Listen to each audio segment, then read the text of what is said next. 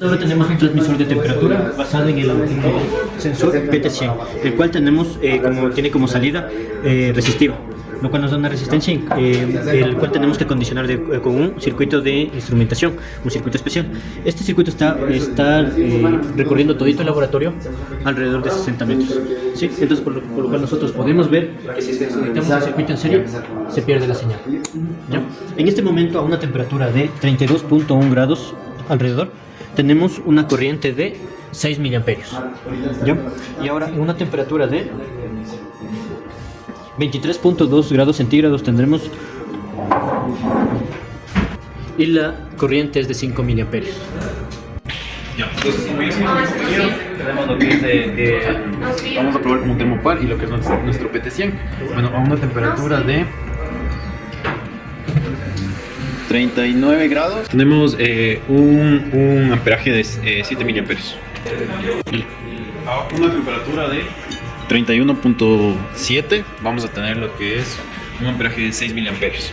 Una recomendación importante sería asegurarse de que todos los componentes de nuestro circuito estén bien dimensionados, como por ejemplo las resistencias de nuestro amplificador de instrumentación, ya que tenemos que tratar de jugar con las resistencias para que la ganancia no sea tan alta y no saturemos nuestros amplificadores. Eso también es fundamental comprobar la potencia que nos supere los 10 miliwatts, ya que puede afectar la precisión del sensor y la estabilidad del sistema.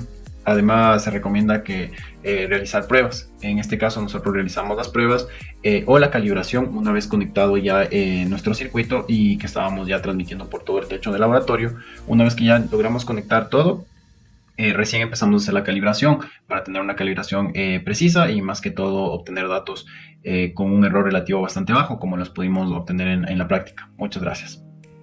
Mi conclusión con respecto a la práctica 9, bueno, lo que hicimos en resumen fue, en esta práctica fue diseñar un circuito para adaptar la señal de un sensor de temperatura, que en este caso es un RTD, un PT100. Este sensor mide la temperatura de entre 20 a 60 grados centígrados. Lo que queríamos era que la señal que nos da el sensor se convirtiera en una corriente, que en este caso fue de 4 a 12 miliamperios, que es más fácil de leer y usar en otros sistemas. Usamos una alimentación de 12 y menos 12 voltios y cuidamos de que el circuito no se disparara más de 12 miliwatts para evitar lo que es una saturación en los elementos que disponemos de nuestro protoboard. Estos circuitos son importantes ya que nos permiten tomar lecturas precisas y estables de temperatura, lo cual es esencial en sistemas de control y monitoreo.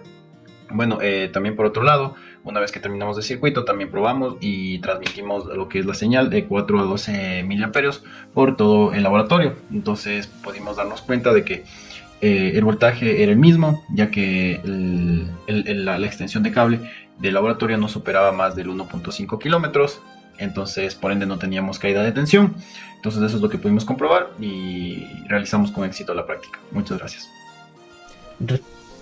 Respecto a la práctica número 9, en la aplicación del PT100, se puede concluir que nosotros mediante la implementación de este sensor nosotros pudimos verificar que en la variación de la resistencia por el PT100 nosotros podíamos generar una señal de salida, en este caso el transmisor, que lo teníamos con una salida de 4 a 20 miliamperios, una salida bastante usual dentro de la industria. Hay que tener en cuenta que en este tipo de circuitos, al ser el PT100 un circuito de tipo resistivo, definitivamente tiene que tener una adaptación, en el cual nosotros también tenemos que alimentarle mediante un puente de Winston, y al ser una señal muy débil tenemos que amplificarle mediante, en este caso nosotros, un circuito especial de un amplificador de instrumentación, ya que al ser una señal tan pequeña en la salida de la adaptación del puente de Winston puede colarse muy fácilmente en ruido o alguna señal parásita, por lo que el circuito de amplificador de instrumentación es el más óptimo para poder amplificar este tipo de señales.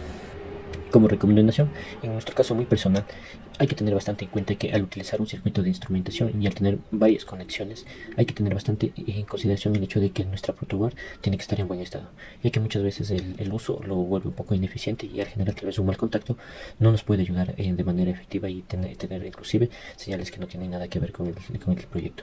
Por lo que es muy recomendable tener en cuenta que las conexiones es muy importante en este caso, y hay también tener en consideración que muchas veces nosotros utilizamos resistencias de tipo nominal, no variables, las cuales, por ejemplo, en alguna situación se utilizaría un K, pero la resistencia nunca va a llegar a los 1000 ohmios exactos. Por lo que nosotros tenemos que estar ajustando de acuerdo a lo que necesitemos, ya que al no tener el valor nominal que nosotros necesitamos, la salida no va a ser la indicada. Va a ser muy cercana, sí, pero no la indicada. Por lo cual nosotros tenemos que tener ese tipo de consideraciones.